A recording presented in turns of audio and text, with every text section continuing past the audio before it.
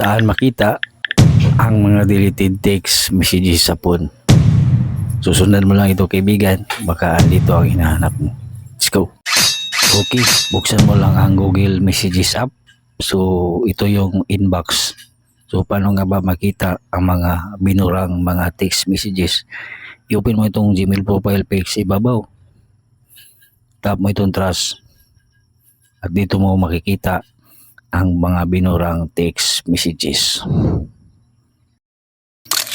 At kung nagustuhan mo ang tutorial natin kaibigan, at kung may marami pa kang gustong alamin na kaalaman, i-follow at i-share mo ito. Salamat. Saan makita ang dinilit na apps? Interesado ka? Sundan mo lang ito. Let's go. Buksan ang Play Store ng iyong phone. Itap itong Gmail profile pic sa ibabaw. Tap mo itong Manage App and Device. Tap Manage. Tap mo lang itong arrow. Tap Not Installed. At dito mo na makikita ang lahat ng mga dinilit na apps sa phone. At kung gusto mo pa ng mga maraming kaalaman pa kaibigan, pwede mo akong i-follow at i-share mo din dito sa iba para makatulong. Hanggang sa muli.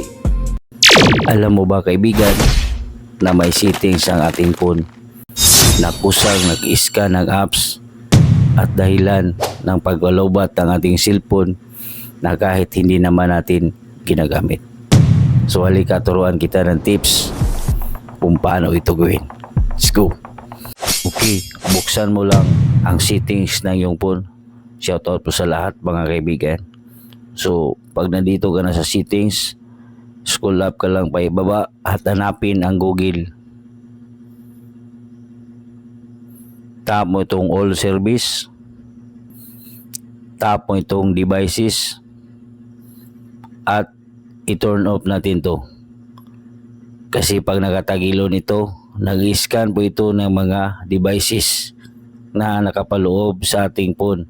At dahilan ng pagkalubat ng ating phone kahit hindi natin ginagamit. Try nyo na ito kaibigan. At kung gusto mo pa ng mga maraming kaalaman pa kaibigan, pwede mo akong i-follow at i-share mo din dito sa iba para makatulong. Hanggang sa muli. Gusto mo bang hindi ma-stalk ang iyong Facebook profile? Yun bang hindi ma-screenshot yung mga photos na andun sa iyong Facebook? At lalong hindi ma-screen record yung video at nasa loob ng iyong Facebook account. So halika turuan kita ng tips. Let's go. Pag nakalock na ang ating Facebook profile, itap natin yung 3 dots, sampulan natin. Then tap natin itong View As.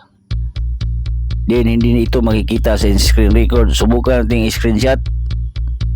So ayan, screenshots restricted, privacy and copyright.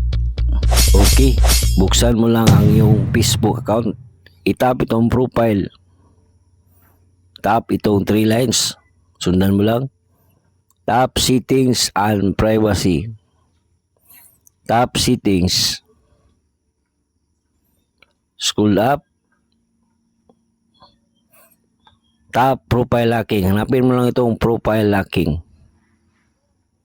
Then tap Lock Your Profile.